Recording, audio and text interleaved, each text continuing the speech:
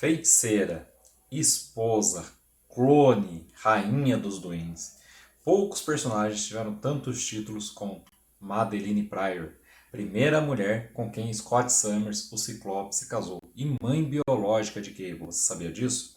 Pois é, essa personagem é o alvo do nosso X-Men Principais Personagens de hoje do canal Fator X, e a gente vai contar tudo sobre ela logo depois da vinheta.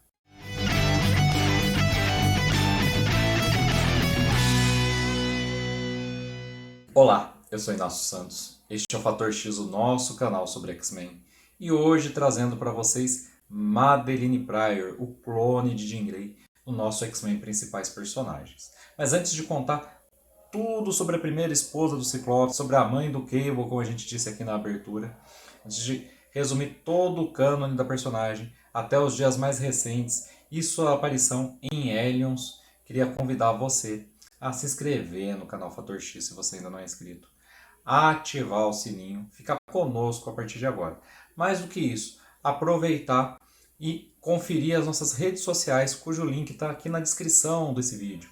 Todas elas, WhatsApp, Facebook, grupo e página, Instagram, e também conferir os links que nós deixamos aqui das revistas ligadas ao cânone de Madeline Pryor, que nós vamos citar ao longo do vídeo e que estão à venda na Amazon.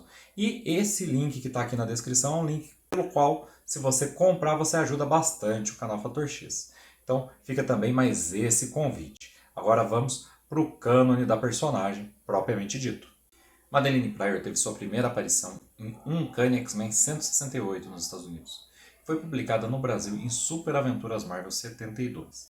Mas as suas origens foram contadas depois, principalmente durante a saga Inferno original dos X-Men, e que a Panini republicou em 6 volumes recentemente, em capa cartonada. Então, a gente vai citar primeiro as origens de Madeline Pryor. Madeline Pryor é fruto da engenharia genética do Senhor Sinistro. Já desde sua origem, Nathaniel Essex é obcecado pelo casal Grey Summers. Isso desde que eles viajaram no tempo durante as novas aventuras de Ciclope e Fênix, e inclusive presenciaram a transformação de Nathaniel Essex em Senhor Sinistro pelas mãos do Apocalipse de Ensabanor. Desde então, ele esperava o casal. Apesar de não ter ficado claro que ele percebeu que eles eram viajantes no tempo, ele gravou seus nomes e acompanhou a linhagem de ambos. Ciclope ficou durante um tempo internado no orfanato em Nebraska, que era administrado pelo Senhor Sinistro. Lá ele conseguiu material genético de Ciclope e fez experiências inclusive que podem ter gerado Gambit, outro membro dos X-Men. E no caso de Jean Grey, ela estava com sua família, mas ficou durante um tempo catatônica, e o Senhor Sinistro tentou também abduzi-la para suas experiências, mas o Professor X chegou primeiro. Ele conseguiu algumas amostras e produziu um clone. Esse clone seria a Madeline Pryor. Porém, o clone nunca despertou. Ele não tinha psique, não tinha mente, ele não conseguia fazer com que o clone se tornasse funcional. E essa dificuldade permaneceu durante muito tempo, até que, durante os eventos de A Saga da Fênix Negra, em que pese que isso não é mostrado no volume, isso é mostrado depois em flashback lá em Inferno, Madeline Pryor acordou. Isso durante o momento em que a entidade Fênix, que se passava por Jean Grey, cometeu seu sacrifício na Lua para preservar todo o universo que estava ameaçado ante o seu poder. Então, quando a Fênix se desincorporou, ela enviou suas memórias, as memórias que ela havia criado durante o período em que ela se passou por Jean Grey, para o corpo de Jean. Mas, ao invés de chegar ao corpo de Jean, que estava em êxtase no fundo da baía onde os X-Men caíram lá durante a origem da Fênix, e foi exatamente nesse ponto em que a personagem foi substituída, essas memórias foram para o corpo de Madeline Pryor, dando finalmente uma psique para o clone e permitindo que ela despertasse.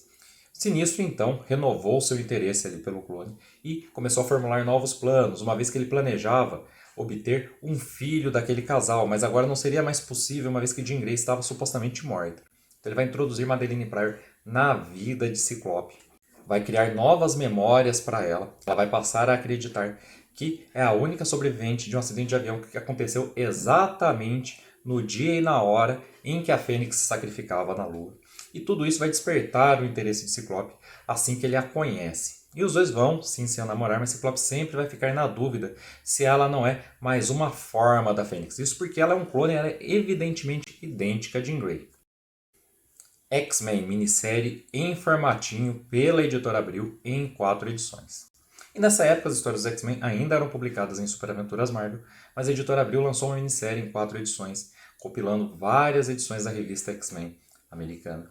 E é exatamente nessas 4 edições que ela dá mais desenvolvimento à relação de Madeline Pryor e Ciclope. Ciclope finalmente vai dizer a Madeline Pryor suas suspeitas, vai perguntar a ela se ela não é a Fênix, o que vai ofendê-la, vai fazer com que ela o abandone por um tempo.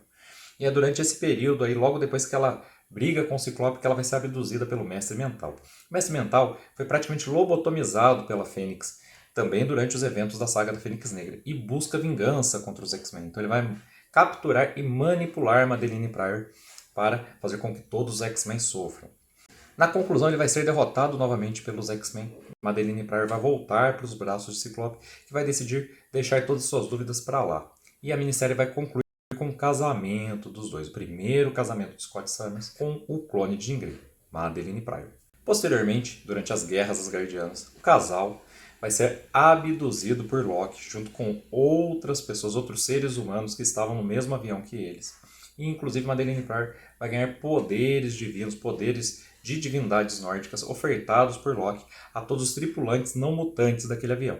Ela, em particular, vai se tornar anódina, com a habilidade de curar qualquer malefício, seja ele psicológico, psiquiátrico ou físico propriamente dito mesmo. Ela vai conseguir curar a falta de controle do dom de vampira e outros tantos problemas que tanto a Tropa Alpha quanto os X-Men têm nesse crossover. Ao final da saga, ela vai perder seus poderes, como todos os seus colegas vão perder, vai voltar a ser o que ela era antes de as Guerras Asgardianas. Loki vai tomar esse poder de volta e vai ser derrotado pelos X-Men e por aqueles que se sentam nas sombras. Inclusive, as Guerras Asgardianas tem vídeo aqui no canal, vou deixar nas telas finais para você poder conferir o resumo mais apropriado da saga. Mas importante é que durante essa edição especial, recentemente republicada pela Panini, nós podemos ver que Madeline Pryor descobre sua gravidez. Ela está grávida de Ciclope, do bebê que um dia vai ser Cable. Depois disso a gente passa para X-Men A Ascensão da Fênix, que vai ser exatamente o retorno de Jean Grey.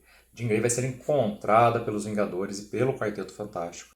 Então os X-Men originais vão ser chamados para rever sua amiga e na esteira desses eventos vão fundar o X-Factor. O problema é que Ciclope, que já estava tendo alguns problemas conjugais, vem atender o chamado do resto dos seus colegas. Aquela vida ao lado de Madeline Pryor não o sustenta, ele dá a entender várias vezes que a vida é medíocre e ela fica muito chateada com ele. E é bem nesse momento de crise que ele vai ser chamado por eles, vai atender ao chamado. E sem que Madeline Pryor saiba, ele vai acabar por resolver fundar o X-Factor junto com seus colegas. Sempre adiando o seu retorno para o Alasca, onde ele deixou a mulher e o filho. Sempre adiando falar com ela e explicar tudo o que aconteceu e contar que Jean Grey retornou. Ele vai cada vez mais ficando com o X-Factor e, consequentemente, com Jean Grey e abandonando Madeline Pryor e o filho Nathan. Madeline Pryor vai ser então perseguida pelos carrascos do Senhor Sinistro. Os carrascos do Senhor Sinistro recebem ordens dele para matar Madeline Pryor e colher Nathan, fruto daquela união que Sinistro tanto almejava, o mutante finalmente filho de Jean Grey e Ciclope, de Madeline Pryor, mas que era seu clone. Então atendia ali aos planos, aos objetivos de Sinistro. Ela sobrevive ao ataque, mas não consegue proteger o filho, que é levado pelos carrascos. E vai pedir ajuda, vai procurar a ajuda de Ciclope. E é procurando a ajuda de Ciclope que ela vai encontrar os X-Men. Ciclope está com o X-Factor e está acreditando que ela está morta, porque o Sinistro, muito esperto, e um clonador, deixa ali cópias do seu corpo, do corpo de Madeline Pryor e de seu filho nos destroços da casa. Então Ciclope passa a achar que é viúva e que perdeu o filho no período em que os abandonou. Esse desencontro vai permitir que durante todo o arco, a queda dos mutantes, Madeline Pryor permaneça com os X-Men sem encontrar seu marido. E é nesse período que os X-Men vão se sacrificar para deter o adversário.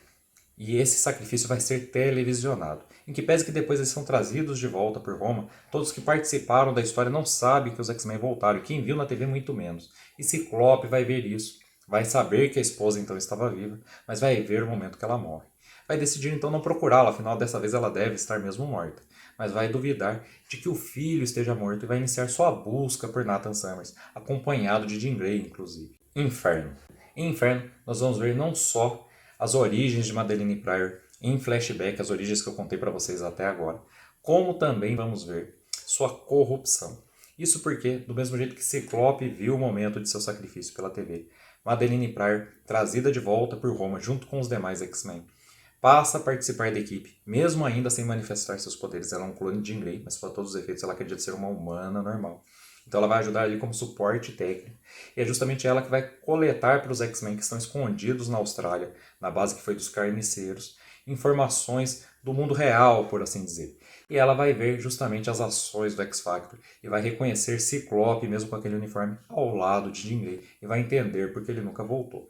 E essa decepção vai ser a porta de entrada para a corrupção em sua alma. Primeiro, através de Sim, um demônio vindo do limbo, que vai tentar torná-la cada vez mais corrupta para atender aos seus desejos. Depois, Narcisse entra em seu lugar, e esse demônio é quem vai colocar os últimos pregos no caixão. Ele vai oferecer poder a Madeline Pryor, vai oferecer para ela a chance de vingança, uma forma de descobrir suas origens e, inclusive, o retorno de seu filho, como ela pode encontrar Nata. E tudo isso, todo esse caminho que ele vai oferecendo a ela vai tornando ela cada vez mais uma vilã, uma feiticeira, a rainha dos doentes. E na conclusão de Inferno, já completamente corrupta, sabendo de suas origens, indignada com o Ciclope, ela obtém o filho de volta, mas ela está louca demais e decide sacrificar o filho a Narcisse para tornar a invasão dos demônios do Limbo ao planeta Terra permanente. Ela vai ser detida pelas forças combinadas de X-Men e X-Factor na conclusão de Inferno e vai acabar por cometer suicídio, tentando levar Jean Grey consigo, inclusive.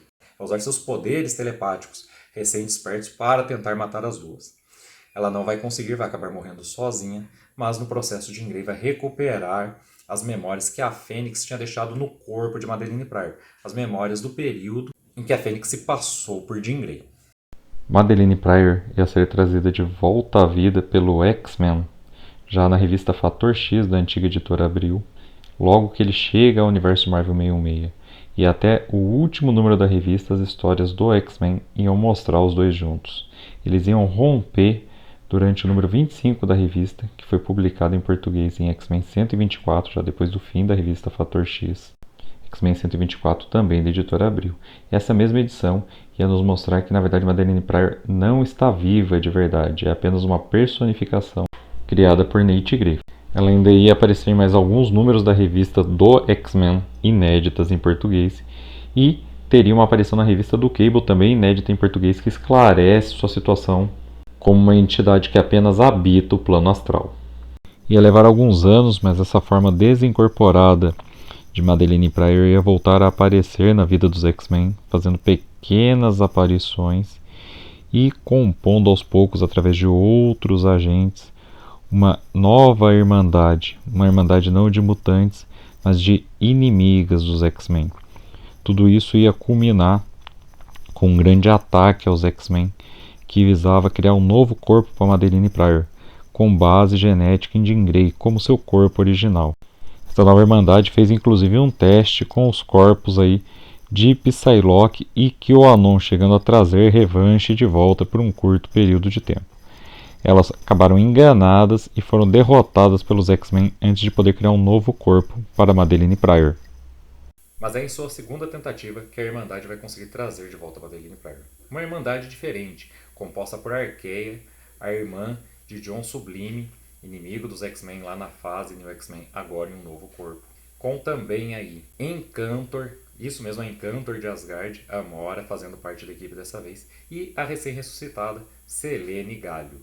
Nos Estados Unidos, essa fase, esse arco ia ser publicado na revista X-Men volume 4, durante o selo Nova Marvel, do número 7 ao número 9, e que no Brasil ia sair em X-Men Extra da Panini, volume 2, do número 9 ao número 11. Nessa história, a Irmandade vai trazer de volta não só a Madeline Pryor, mas a Selene Galho, como eu citei aqui, e os X-Men, na conclusão do arco, iam fazer um acordo para não ter que enfrentar Madeline Pryor e se dedicar apenas às outras vilãs extremamente perigosas. Assim, Madeline Pryor não chega a fazer parte da Irmandade e as abandona, voltando a aparecer apenas em All New X-Men Volume 2, lá nos Estados Unidos, justamente em busca do jovem Ciclope trazido do passado. E esse arco foi publicado em português na revista X-Men Volume 3 da Panini, em 2 edições, culminando aí já nos eventos de Inumanos vs X-Men.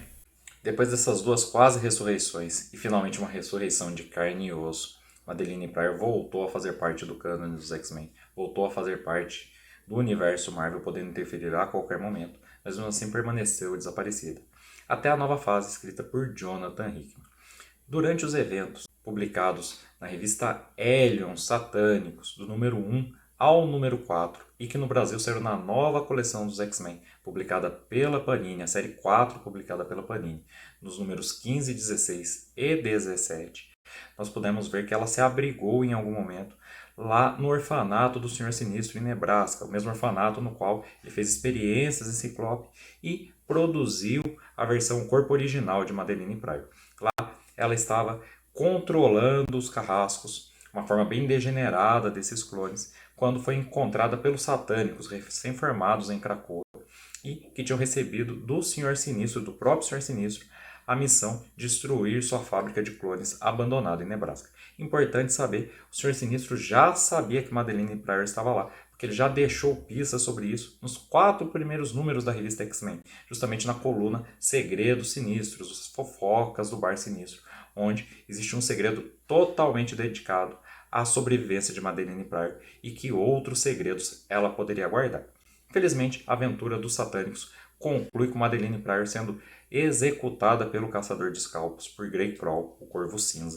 Ele não usa mais esse nome, Caçador de Escalpos. E por Destrutor pedindo ao Conselho pela sua ressurreição. Destrutor que se envolveu romanticamente com ela durante os eventos da Saga Inferno. Pedido que foi negado pelo Conselho, mas não porque o Conselho é terminantemente contra trazer Madeline Pryor de volta, mas sim pelo fato de que ele não chegou a uma conclusão se ela é realmente um clone de Jean Grey ou se, mesmo tendo sido clonada a partir de Jean Grey, suas experiências e todas as coisas diferentes que ela produziu nesse tempo chegam a torná-la uma pessoa distinta de Jean Grey. Por isso, apta a passar pelos protocolos de ressurreição. O Destrutor não sabe disso, acha apenas que o pedido foi negado e que não há chance de que o Conselho volte atrás e traga Madeline Pryor. E isso encerra nosso cânone da personagem, pelo menos trazido no vídeo de hoje de X-Men Principais Personagens. Mas nós acreditamos que em breve ela voltará, inclusive nas páginas da própria revista dos Satânicos. E quando isso acontecer, nós atualizamos você aqui no canal do Fator X. Por isso, é muito importante você atender aquele convite que eu fiz no começo do vídeo. Se inscrever, ativar o sininho para não perder nenhum vídeo nosso, saber de todas as novidades dos mutantes aqui no canal Fator X. E se você quer a biografia de algum outro personagem ligado aos X-Men, deixa aqui nos comentários para a gente atender. Mais vídeos vão ser produzidos ainda essa semana sobre o material mutante da Marvel e eu espero você de volta para todos eles. Então, até lá!